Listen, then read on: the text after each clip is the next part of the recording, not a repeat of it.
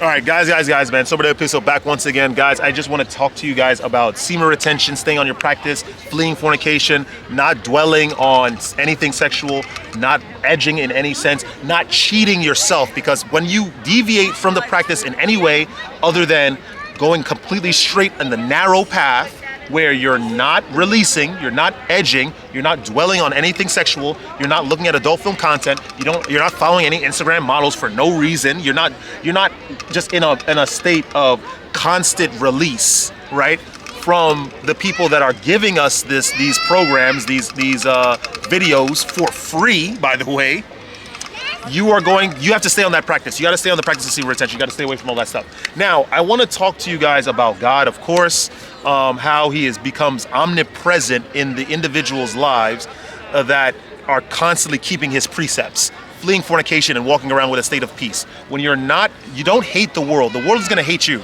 Remember, when you build up that light in you naturally that comes about from the transmutation of your energy and the fortification of your aura through semen retention and celibacy, as I explained before, the light is just going to pop up inside of you. That's pause. But that's just going to happen. And you're just going to, you're almost as if you're going to be like metaphorically stoned. And I spoke about this in a lot of videos earlier, but you have to build up that light in you. When you do that, you're shining, you're like a beacon almost to God, and God is going to spread his arms around you, and you're gonna sense there's a being nearby. You're gonna have visions, you're gonna have dreams, assuming that your body is in the correct state of conditions in order to receive this. The antennas have to be alive. That means you have to stay away from drinking, stay away from smoking, no weed, no drugs, nothing. Stay away from all of it. Now, I want to talk to you guys about an experience that I had in this in my Georgian restaurant, right? I was working the other day. We were watching the head chef and I. We were talking about a lot of stuff. He's been getting a little deep around me recently, and I could only imagine it's my aura drawing that out of him, because he was talking about like some esoteric stuff that we've never even really spoken about, and I could only know what was the catalyst to that type of conversation. But anyway, we were having that conversation. We were watching the Portugal and Uzbekistan game in the World Cup. They cooked Uzbekistan. I really wanted Uzbekistan to win, just to get on a side note. But listen, it's Cristiano Ronaldo and a whole bunch of the goddamn all mems, right? There's no way they're gonna lose, I'm telling you. Anyway, then there was these two women that came in to eat, and they were both American women, and one of them was younger. One of them was an elder. And then one of them was younger. The younger one was a singer. The elder spotted her in a park and singing, and then decided to help her out. It's interesting how events like that happen to people of the world. It's so interesting, you know? So the younger girl is, her father used to live in Sakartvelo in Georgia, and for like 3 years or something like that. And he learned like Kartvelian. He knows about like the cuisine. I think he married a go-go over there, all that kind of stuff. And I guess he came back to the United States. But it was a very interesting conversation that occurred with both of them, because they were asking questions that served as mirrors, really. It wasn't like a direct, reflective sort of, like, it's not an obvious like question that served as a mirror, like, what do you think about yourself? You know, things like that. But it was a very, very evocative conversation of me. So they're asking me questions. I think the elder woman wanted me to try to talk to the younger one, like as if, I was, trying to court her. She was like, are you a married man? And I was like, no.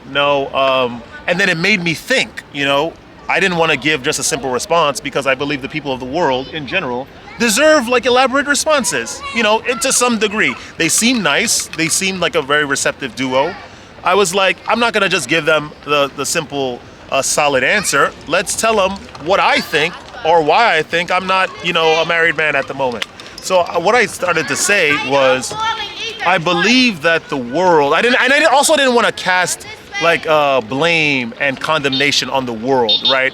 But I had to tell them what my observation was as to why I didn't think I was married at this time. I was like, I just think that I'm a little intense in terms of emotion, passion, and drive and ambition. A lot of people can't handle that, and they not like they can't, but not necessarily just they can't, but they don't want to. I didn't want to get into metaphysics because I was going to say, like, people are vessels. They only hold so much energy. It doesn't matter how rich they are. They only have vessels for a certain amount of energy. Energy translates to durability and aptitude for certain intense behaviors from other individuals, such as myself. And if they don't have a lot of energy, then they're not going to be able to have enough aptitude to deal with me, right? I didn't want to say this, right? And I didn't want to also get into semen retention. Like, you know, I've been celibate for almost 7 months, and I haven't looked at adult film content. I don't believe in looking at adult film content. I haven't drinking. I didn't want to tell them all of this because I just thought that it would just throw them off completely, and I didn't want to do this. You know, I don't think the people of the world really deserve to hear things like that, because it's gonna set you. They don't really have energy. They're not gonna really understand where I'm coming from. They're gonna judge me from whatever they know, and it's like, you know, I'm getting judged again from a lack of information. I'm just like, this sucks. So what I ultimately told them was, I just think that I'm a little intense for the world, succinctly put. And the older woman was like, what does that mean? And I said, I tend to laugh really loudly at things that don't really, are not very funny to a lot of people. I tend to be entertained by very, very small things. I'm very, very interested in a lot of different things. And I just don't think that the world really understands people like that. And I spent a long time in my life just trying to explain myself and trying to prove myself to people, and it was all in vain because they just didn't really want to meet me at that level to understand that or understand me. And I also came to an understanding to not really blame the people of the world for anything, even though, you know, it does come from a lack of really trying to understand things, or just thinking outside themselves and being less solipsistic for once. But I said that it was really my fault for expecting the people of the world to understand people like me. You know, I didn't say that, but this is what I was ultimately getting at. And then they didn't really address that because for obvious reasons, because, you know. And then she was like, would you know who, I don't know how she got to this question. She was like, would you know what girl is good for you if you saw them? And I said, sure. I think it wouldn't be, I said, I'm religious as well. I said, I believe in God. I grew up in the church, and I've also I read the Bible the second time. And I said, I very much believe in God bringing me who I'm supposed to be with. And, but I also said that he will do that in terms of like suggestions. Like, you know, the auto suggestions, like, oh, this is a feeling. Why are you getting this feeling? Why does the conversation mesh so well? You know, I said that, right? And then she was like, oh, okay, that's interesting. And I sort of understood the situation. I think that she was just trying to get us, the younger woman and I, to speak. It was funny too, because the head chef downstairs in the kitchen was like, Sombra, you need to talk to this girl. I sense that she has like a maternal instinct, right, to her. I feel like she's very, very motherly. She'll know how to take care of children. And I heard that her father went to Sakartvelo for 3 years. And because of that, like, he understands the culture, and he understands like the importance of family. I heard her talk about the supra, which is like a big thing in the Georgian culture, which is like a gathering of people and eating and all this kind of stuff, and drinking, of course. You know, they drink a lot and smoke a lot in Sakartvelo. Traditions. Anyway, then he said, I saw your Instagram, Sombra. You have that video when you were in Portugal, acting like you were Terry Crews from White Chicks. You got to delete that when you're trying to date because, you know, you don't want to scare the woman off. And it made me think. I was like, I didn't tell him, of course. I was like, wait, so I have to, this is another situation where the world, a manifestation thereof, in this bicho, this Georgian man, telling me that I have to reduce myself in order to be accepted by the world. Again. Of course, and then that's when I realized that there's a hole in reality right now. In that very moment. It was a test, ultimately from God. And I was able to peer exactly at the perpetrator of the test, God himself, the Manad, seeing him trying to put me through, seeing if I'm going to pass this evaluation that I've been mentally preparing for months due to my celibacy. I was like, there you are. It's very, you know what I mean? I don't know how to compare this experience, but I essentially perceived God in a way, because I realized that this was the ultimate test. He was trying to make me realize, number one, that he's there. That's number one, which validates all the dreams and visions that I've been having and the doubts that I've been having thereof of those dreams and visions. Number one. Number two, he was also testing to see, because I've been giving myself a little bit of self-talk recently for a couple months, saying that when you get to a certain point on semen retention, you can't listen to anyone in the world, because people of the world have not gone to that level of self-discipline in general. They smoke, they drink, they do drugs, they're taken into fornication. They could be Christian, they could be Jewish, they could be Muslim. They just do these things. That's their way, because it's the way of the world. You cannot ask them for help because they have never done 7 months of semen retention just for the sake of the kingdom of heaven. They don't do these. That's not the world. They don't do that. So I came to a conclusion that you can't ask people for help. And I told you guys this as well, because they'll give you advice based on the level of their understanding from the energy that they've contained in their vessel, which is none. And so God revealed himself through the experience with the two women to see if I would take my advice.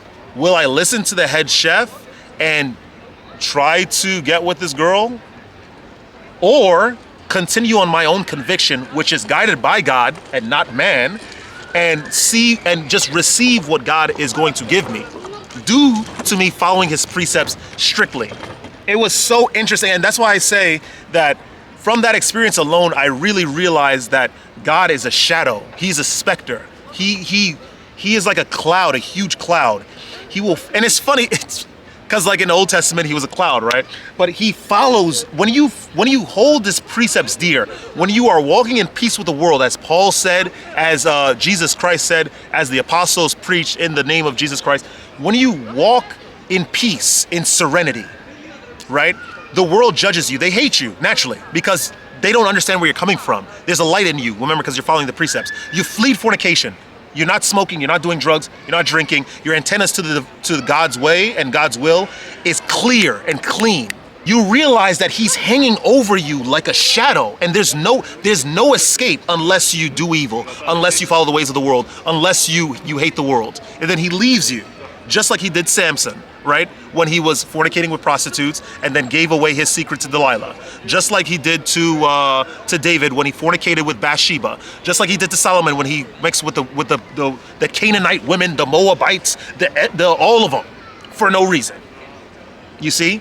He's a shadow, and I realized that I was able to perceive him through the actions of the other day. And I'm very, very happy that I chose the correct way. Obviously, Sombra del Piso is gonna keep going straight, because I know the world. I realized also from that conversation with them is that I'm very, like, I'm a little too subterranean. I can't explain myself in any form or fashion who I am to people, and they will understand it, unless they have went through the same journey, unless they have went through the same journey of austerity measures. They have done celibacy. They have done the removal of bad habits for in faith. As they were speaking to me, I realized that this conversation was very surface level, because also they were like black women as well, and so they spoke about, when they asked me about Eastern Europe, they also asked, oh, have you been to Africa yet? And you guys already know my point of view. I say that this whole idea of being with the same person that's of your same skin color or race is a complete delusion, because it doesn't mean really anything if they're not at the same level spiritually as you. You could be like Russian and you could get with someone else that's Russian, or you could be like Mexican, you could get with someone else that's Mexican. But if the guy has done like 12 years of semen retention, and the woman only like indulges, right, with the tequila, the michelada, and they go to like parties, and there's no, it doesn't matter if you guys have the same type, the same skin color, the same race, same genetics essentially. There's still a huge dissonance, and the offspring will pay the price, because all the mental stuff, the traumas, all the lack of spiritual growth in the woman or in the man, it doesn't matter the example. I just don't want to be disparaging to any particular sex. Any lack of spiritual advancement in either party will manifest itself in the child. The sins of the father will be visited upon the 7th generation, and then 7 generations upon that. They said that in the Bible already. So all that race stuff does not matter. God, of course, I'm getting a little sidetracked here, but God spoke about the children of Israel staying away from the races of the world, of the heathen land, because their ways are heathen.